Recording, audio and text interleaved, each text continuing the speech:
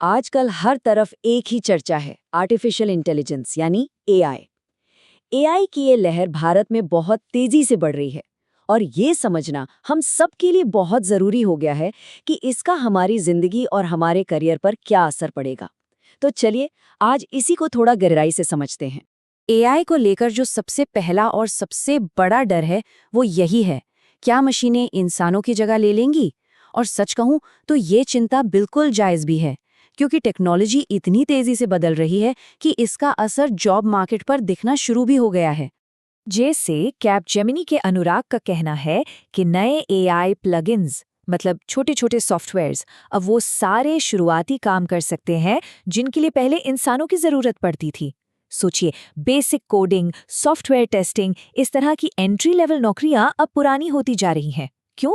क्योंकि एआई यही काम ज्यादा तेजी से और शायद ज्यादा अच्छे से कर सकता है। पर रुकिए, घबराने की जरूरत नहीं है, क्योंकि जहां चुनौती होती है वहीं समाधान भी होता है। और अच्छी खबर यह है कि इस समस्या से निपटने के लिए इंडस्ट्री, सरकार और हमारे एजुकेशनल इंस्टीट्यूट्स सब मिलकर काम कर रहे हैं। तो आज हम 5 मुख्य बातों को समझेंगे। एआई को डर की तरह देखें या अवसर की तरह। हमारी सीखने के तरीकों में क्या बदलाव आ रहा है? बदलती नौकरियों के लिए कौन से नए स्किल्स चाहिए होंगे? ये कैसे पक्का करें कि एआई का फायदा सबको मिले? और आखिर में इन सब को लेकर भारत का मास्टर प्लान क्या है? तो चलिए समाधान की तरफ पहला कदम बढ़ाते हैं। देखिए, एआई की दुनिया के लिए तैयार होने का सबसे पहला और ज़रूरी तरीका है हमारे सीखने और सिखाने के तरीके को बदलना। अब सिर्फ किताबी ज्ञान या थ्योरी से काम नहीं चलेगा, अब बात है प्रैक्टिकल की। इसका एक बेहतरीन उदाहरण है IBM और AICT का 3 स्टेप मॉडल। पहला, एआई को कॉलेज के सिलेबस का एक अहम हिस्सा बनाना। दूसरा, स्टूडेंट्स को असली दुनिया के प्रोजेक्ट्स पर काम करने का मौका देना।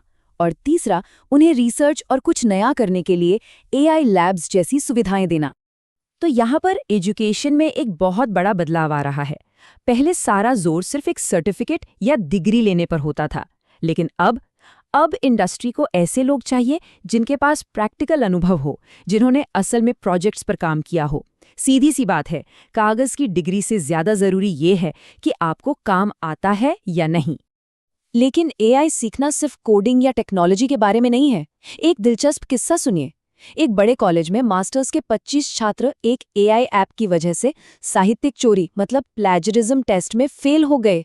ये घटना हमें एक जरूरी बात याद दिलाती है कि एआई का जिम्मेदारी से इस्तेमाल करना सिखाना कितना ज्यादा जरूरी है। नैतिकता यानी एथिक्स सबसे पहले आती है।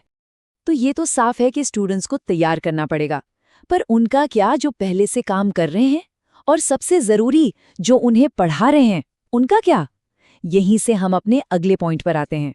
सिर्फ स्टूडेंट्स को ही नहीं बल्कि पूरे के पूरे इकोसिस्टम को नए स्किल्स सिखाने की यानी अपस्किल करने की जरूरत है।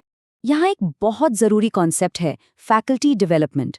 इसका सीधा सा मतलब है कि हमारे टीचर्स और प्रोफेसर्स को एआई जैसी नई टेक्नोलॉजी की ट्रेनिंग दी जाए ताकि वो आने वाली पीढ़ी को सही तरीके से पढ़ा सकें। सोचिए, अगर शिक्षक ही अपडेटेड नहीं होंगे तो छात्र भविष्य के लिए कैसे तैयार होंगे? और ये ट्रेनिंग सिर्फ बड़े बड़े कॉलेजों तक ही नहीं रहनी चाहिए। रेडिंगटन के हेमन का मानना है कि असली बदलाव तो तब आएगा जब हम छोटे शहरों के किराना स्टोर और छोटे मोटे बिजनेस करने वालों को भी एआई स्किल सिखाएंगे। जब स्थानीय लोकल अर्थव्यवस्था मजबूत होगी तभी तो लोगों को अच्छी आमदनी वाली नौकरियां मिलेंगी। अब एक बहुत ही जरूरी मुद्दे पर आते हैं, समावेशिता।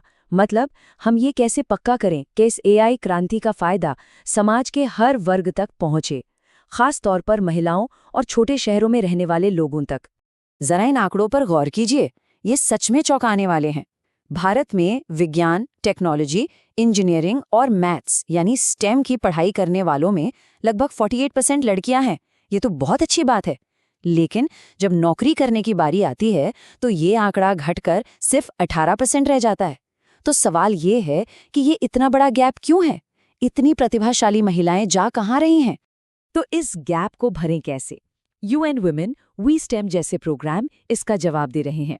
ये प्रोग्राम सिर्फ टेक्निकल ट्रेनिंग नहीं देते, ये आत्मविश्वास बढ़ाने, एक अच्छा सा CV बनाने में मदद करने, इंटरव्यू की तैयारी कराने और प्रोफेशनल लोगों से नेटवर्क बनाने में भी मदद करते हैं।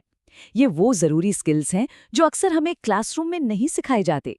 अब तक हमने अलग अलग कोशिशों की बात की। अब देखते हैं कि ये सब मिलकर एक बड़ी राष्ट्रीय रणनीति, एक बड़े नेशनल प्लान का हिस्सा कैसे बन रहे हैं।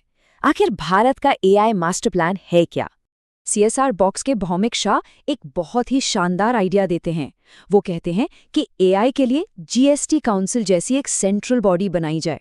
सोचिए, जैसे GST काउंसिल ने टैक्स सिस्टम के लिए सभी राज्यों और केंद्र को एक साथ लाकर खड़ा कर दिया, वैसे ही ये संस्था एआई के लिए इंडस्ट्री, सरकार और शिक्षा जगत को एक ही मंच पर ले आएगी।